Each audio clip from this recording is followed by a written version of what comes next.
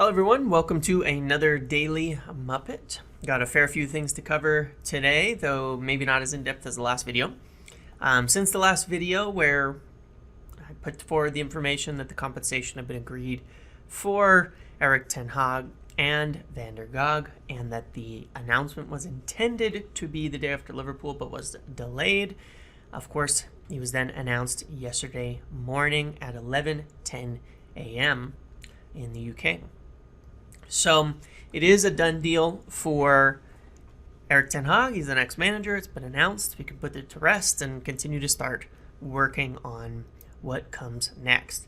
Van der Gaag will join him. The second assistant is still up in the air. Obviously on McLaren, we got some information that maybe wasn't as good. We were told by someone very close to McLaren from his side that he would not be taking the job and it was not on offer. But obviously, if Ten Hag wants him and now United are willing to offer the job, the situation has changed there. I think that one's been extremely fluid. It's gone from Robin van Persie, who was having issues with family reasons as well as work permit issues, to René Mollenstein, who's been discussed and mentioned by people, to now back to McLaren. So we'll see who gets the job in the end. I honestly don't think anybody knows who's going to get it, but it does sound like McLaren is the one who will be at this point in time. So we'll see there. But I think there may be more coaching staff changes to come in the future. It sounds like Eric Ramsey will stay, and then the rest of the staff that came with Ralf Rangnick will leave, including Chris Armas and others at the end of the season. In addition to that, what I was told is that Erik ten Hag is working in a dual capacity role now. He is the manager of United, and he's the manager of Ajax. And he's asked to not be contacted or discussing United news around match days or within the 2 days prior. But through the rest of the week, he will be working on the United side of the, outside of trainings and things like that. He will be in discussions and working on what is going on at United. Obviously, that's not something they're going to want to broadcast too much, as they don't want to appear that there's any distractions to Ajax, especially as they still yet to complete their title finish. But obviously, I think it'll be even more apparent once they do secure the title, which could be in the next few weeks. Regardless, he will be involved, not in discussions with players and agents, but will be involved in the discussions behind the scenes with Murtaugh, with Fletcher, with Rangnick, and with others who are involved in any decisions being made on transfers in or out, that nothing will be done without his say-so, his involvement, and his discretion. So he is very involved in our plans moving forward. The whole goal of getting him announced early and done early is so that Manchester United can move forward with the plans for summer now and start working on it. So let's talk about that. In terms of outs, it's easier to talk about who isn't for sale than it is to talk about who is for sale. But there's some surprises on this list in terms of who is safe and who is not going to be sold this summer. What I'm told is that Ronaldo, Varane, Bruno, Fred, Scott, Rashford, Sancho, Elanga, Shaw, and David De Gea, surprisingly, are considered safe. Now, a couple surprises in there are probably Rashford and David De Gea. Rashford is viewed as an incredible talent by Erik ten Hag. And, he's a player who for 2 years was getting us over 30 goal contributions. As a young player, obviously he's been around for a long time, having a really tough season, had some bad injuries, but he is viewed as someone who will get another year to really work himself back in, that Erik ten Hag believes can get back up to a level of world class that he was on his way towards in the last few years. And then, interestingly, David De Gea, I don't have totally an explanation for this. It would be easy to say, oh yeah, he wants Dean Henderson in and doesn't rate David De Gea, but both Ralf Rangnick and Erik ten Hag like David De Gea and have sanctioned the sale of anyone else, including Dean Henderson. I don't know what the reason is. David De Gea is in great form. The whole debate here is, of course, does he not fit the modern goalkeeper that Ten Hag uses, but they like David De Gea. I don't know. I'm quite sure of this information too, but that Dean Henderson is essentially on the list to be sold, then David De Gea is quite safe. The rest, outside of the players I've named have been sanctioned, that if offers come in, they can be sold. But then they're actively trying to sell players like Pereira, Axel, Jones, Bailly, Wan-Bissaka, Dalot, Lindelof, Martial, and Henderson. So there could be a lot of changes here. There are basically many players that could be sold this summer. I doubt that many will be, but I think you will see Pereira, Axel, Jones, Bailly, and maybe one of those fullbacks, being sold. There is interest in there. I think Martial would get a move if he can cut his wages down. Henderson maybe will end up being a loan. There's a lot that could happen. One thought process we'll get into discussing with regards to transfers is that maybe someone like Timber could cover right back if a right back gets sold. But we'll see. We'll talk about that in a moment. So let's do that. Let's move on to transfers in and talk about it. Yesterday it was reported by The Athletic, again, that Darwin Núñez is a striker option. He's the only name that was mentioned in the report from Ornstein and Whitwell, covering the whole kind of rundown of what happened with the transfer chase with Ten Hag, with Pochettino, which aligns with a hell of a lot of things that we said, fortunately. But Darwin Núñez is the only name that came up. He also came up from Ducker and Sam Wallace at the Telegraph. The other names mentioned were Danjuma and Antony, who are more wide players. Antony's price listed at £55 million, also mentioned by Hurst.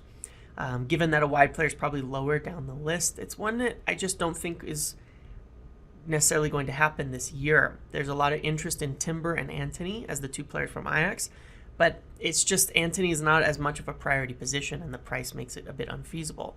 So again, Darwin Núñez listed as the only striker on the lists from these reports, which is very interesting. Obviously, there's been discussions of Harry Kane, but it's been played down by pretty much everyone at this point that it's just an unlikely deal.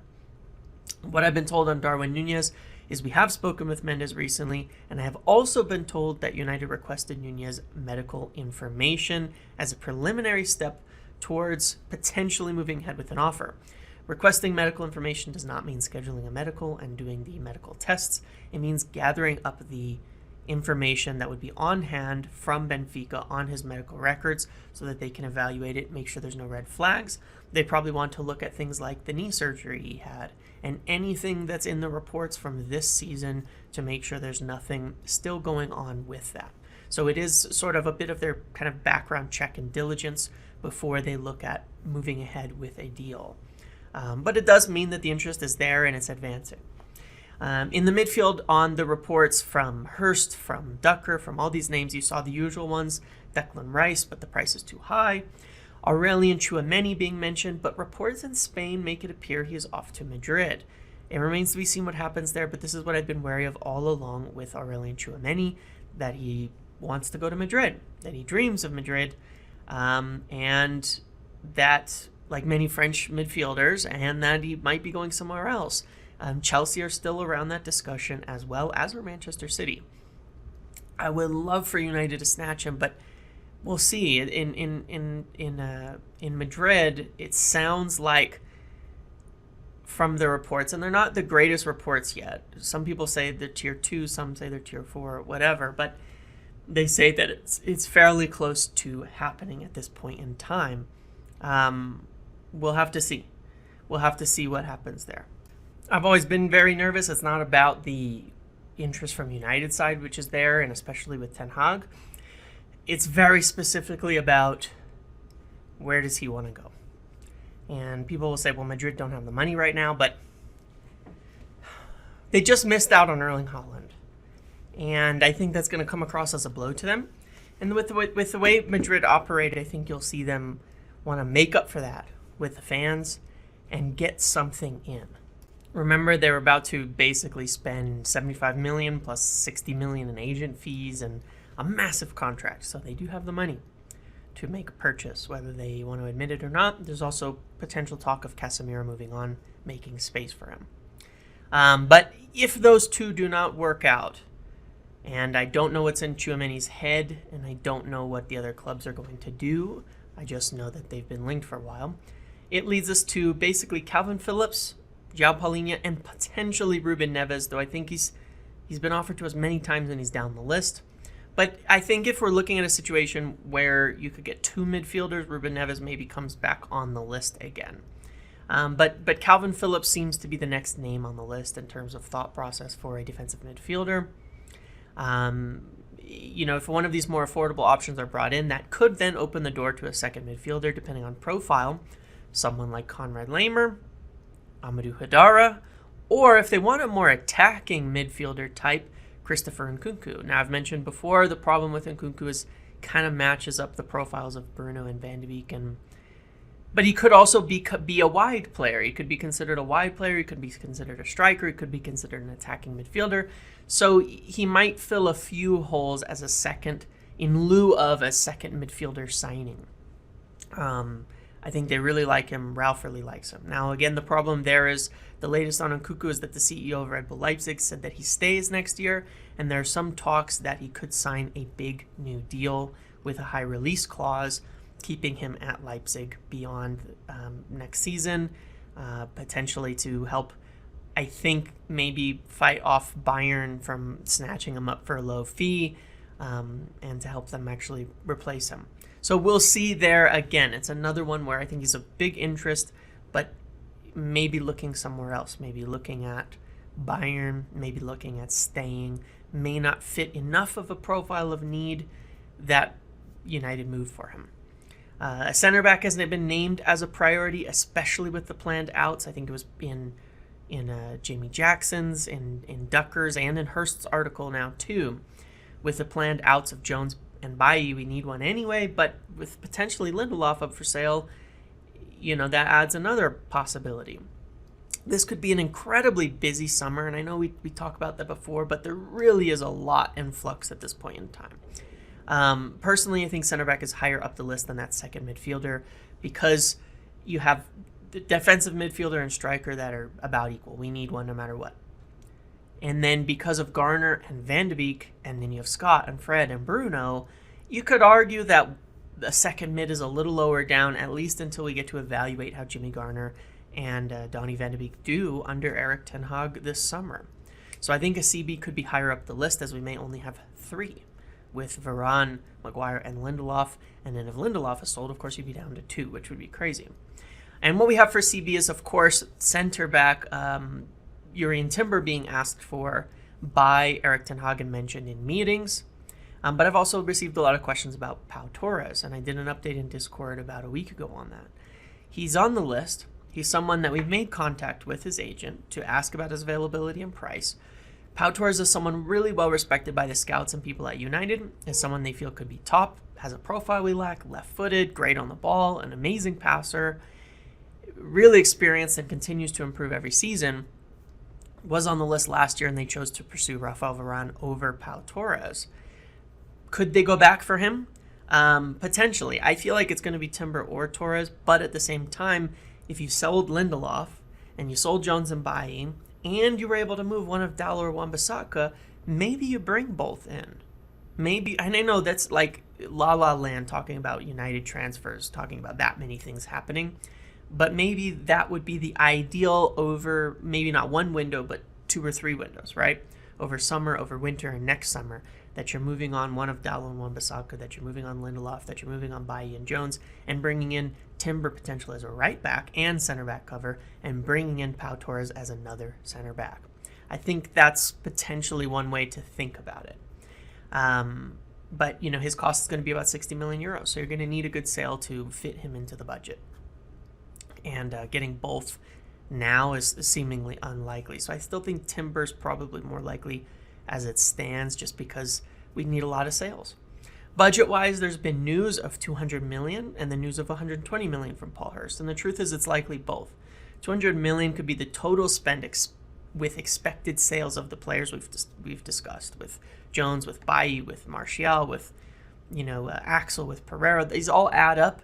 And I think you'd end up with a net spend of around 120 to 125 million to spend. And then even then, with all the free agents leaving, you have so much in cut of overall costs and wages. So think with that. Think with 120. That's why I'm thinking a defensive midfielder and a striker. Probably bring you close to that 120, 100, maybe 100, 120 range. And then with sales, you're looking at what comes next. If you're selling the center backs, you bring the center back in. If you end up selling more midfielders, you bring in more midfielders. If you end up selling a fullback, you bring in a fullback. The DM and the striker are the priority. And then the last thing I want to talk about, which is getting a lot of questions on, is Paul Mitchell. What I've been told is that Murtaugh and Arnold have spent some time in Monaco this year, in January, and I believe since then. I don't know what it was for. I wish I could say.